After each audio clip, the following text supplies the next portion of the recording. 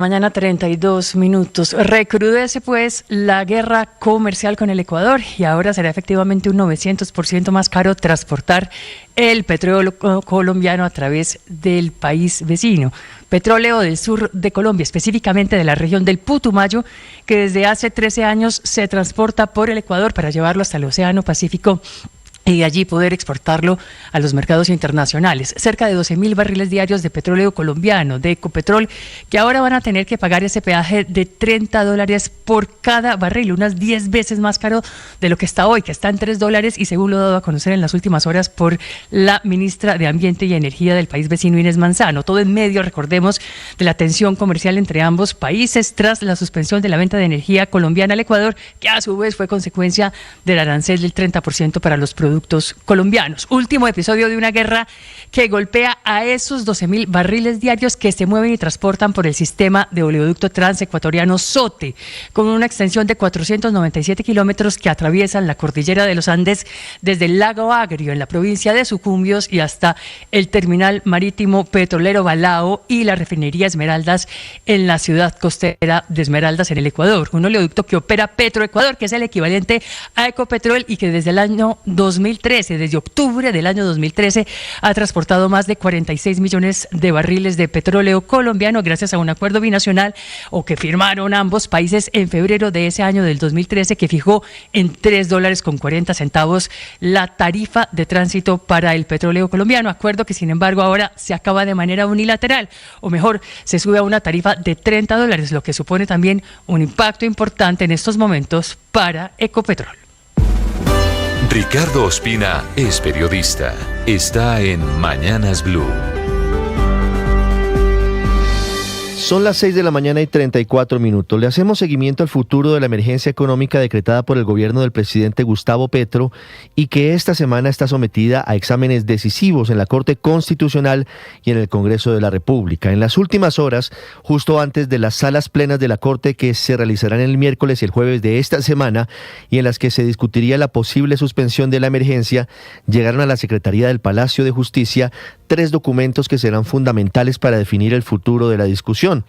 El primero es el enviado por el Consejo Gremial Nacional, que es un documento de 45 páginas en el que explica detalladamente el Consejo Gremial por qué le pide al magistrado Carlos Camargo que declare la inexequibilidad total del decreto mediante el cual se declara el estado de emergencia económica y social. Entre los 147 puntos que sustentan esta petición del Consejo Gremial del hundimiento de la emergencia está la situación de la ministra de Ambiente, Irene Vélez, quien firmó el decreto, según dicen, a pesar de que no había sido nombrada como ministra en propiedad y ya se había vencido el plazo máximo que tenía para actuar legalmente en calidad de encargada, lo cual constituiría un flagrante vicio de forma.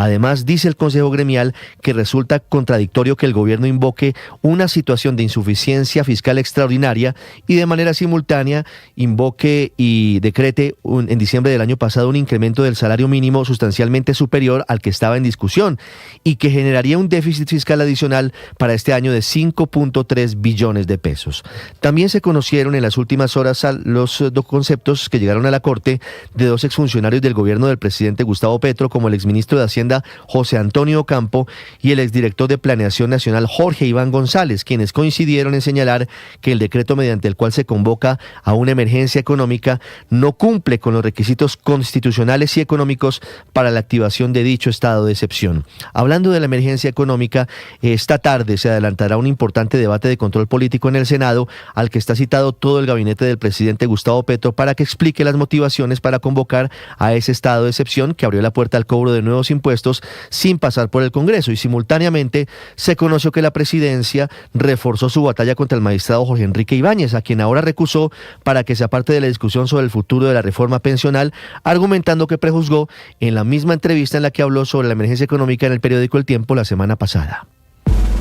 Camila Carvajal es periodista. Está en Mañanas Blue.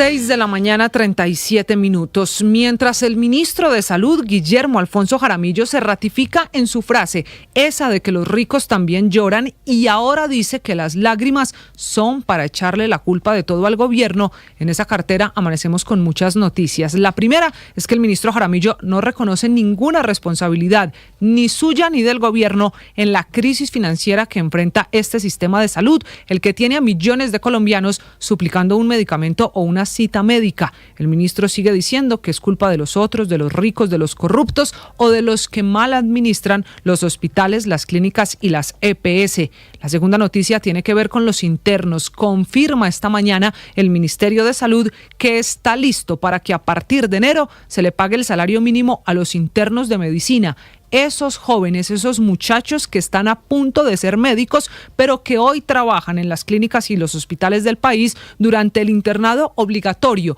que es el requisito para recibir el título, pues dejarán de hacerlo gratis y ahora van a recibir un salario mínimo, producto, entre otras cosas, de la que fue una muy intensa discusión durante la aprobación de la reforma laboral en el Congreso de la República, si debían o no recibir salario los internos. Pues eso quedó aprobado y entonces este año comenzarán a recibir un salario mínimo, sueldo de los internos que deberá hacerse, como quedó estipulado, con un giro directo de la ADRES, sin intermediarios, giro que le llegue a esos internos para que no se convierta en una carga adicional en la nómina de clínicas y hospitales. Una última, también desde la cartera de salud. No se nos puede olvidar que sigue el brote de fiebre amarilla, que sigue el problema producto de esta enfermedad que es transmitida por el mosquito, un brote que sigue activo en Colombia, especialmente en el departamento de Tolima. Este año ya se han registrado los primeros 11 casos. Lo grave es que 10 de esos 11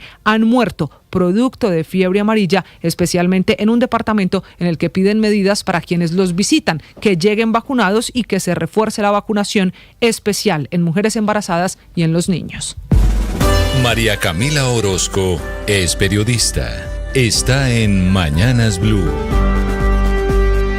Ya son las 6:39 de la mañana. La otra noticia importante de salud está en Bogotá y tiene que ver con el futuro del Hospital San Juan de Dios, futuro que ya está trazado. Se convertirá en un centro de investigación, innovación y pensamiento para la vejez y el envejecimiento ante la baja cifra de natalidad, no solo en Bogotá, sino en Colombia. A ese acuerdo fue al que llegaron tanto la Alcaldía de Bogotá como el Gobierno Nacional, que tenían alrededor del Hospital San Juan de Dios